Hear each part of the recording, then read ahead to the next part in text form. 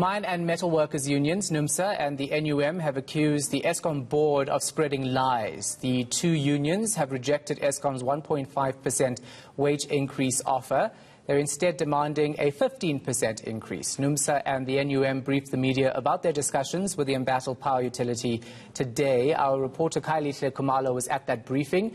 He joins us now live. So Kaya, these unions are not budging.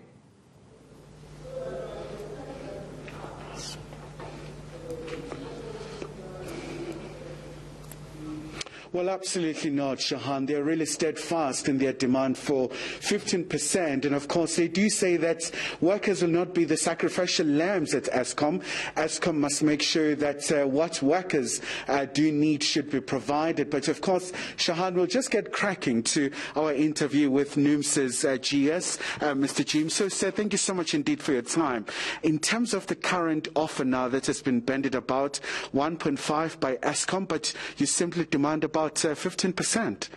Well, we are open to negotiations, but quite frankly, there's no offer. What we are experiencing here is a situation where Eskom says here is 1.5 on condition that you agree to vary down 12 of your conditions of service. And quite frankly, that's not different to what they did in 2018 of offering a 0% increase.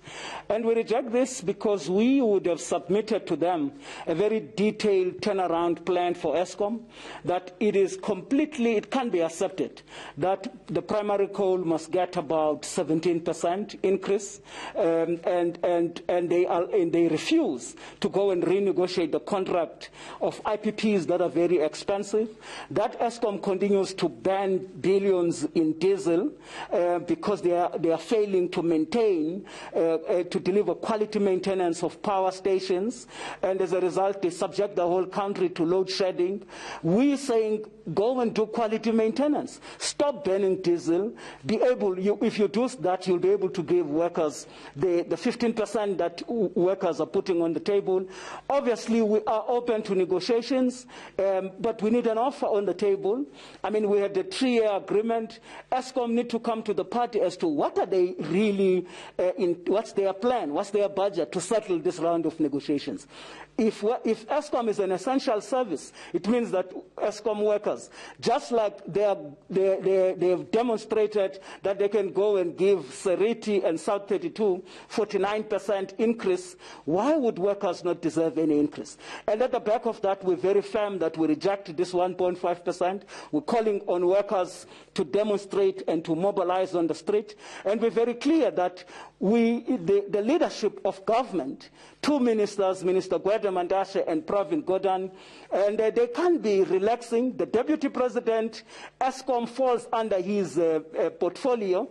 He has been walking up and down. We think that if he is serious about keeping the lights on, if they are serious about making sure that we settle this round of negotiations, the sooner they stop what this board of Eskom and Rate are doing, the better, because the situation will get out of hand very soon from where we're sitting.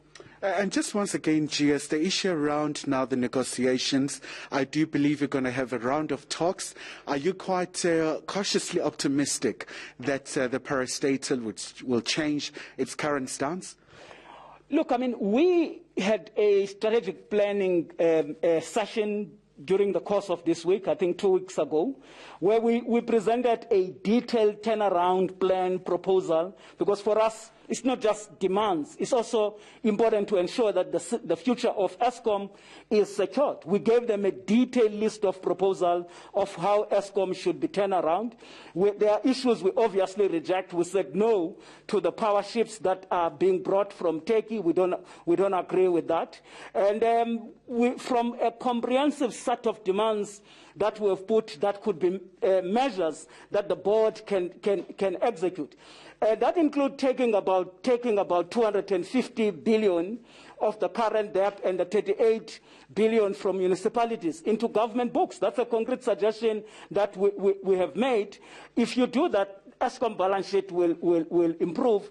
We obviously reject this trend of an austerity measure championed by the National Treasury.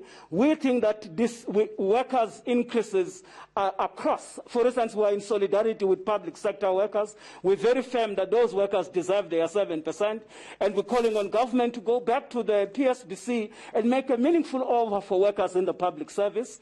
We're of the view that these austerity measures are basically launching an attack to workers, and if we are to turn around this economy, it means you need an expansionary budget, and we're calling on all political parties.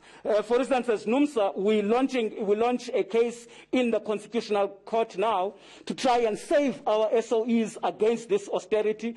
It is workers under Pravin Gordhan that are victims. And we're wondering, why must he continue to be kept as a Minister of Public Enterprise? And our National Bargaining Conference said we must make a call publicly that Pravin Gordhan, the sooner is quickly removed from the SOEs, the better for the country. But it's not just an individual. It's an issue of austerity measures that we reject. Our workers at DINEL, our workers at SAA, our workers at SACS, our workers at SAT are basically not getting any wages. Workers at DINEL for 2 months are not being paid. Workers at Petro SA, as we speak, they are under the threat of retrenchment. They are told that they are not going to be paid. So the point we're making is that workers are not going to fold arms and do nothing. At Eskom, if this dispute is not being resolved, we can end up with a situation where lights will be off.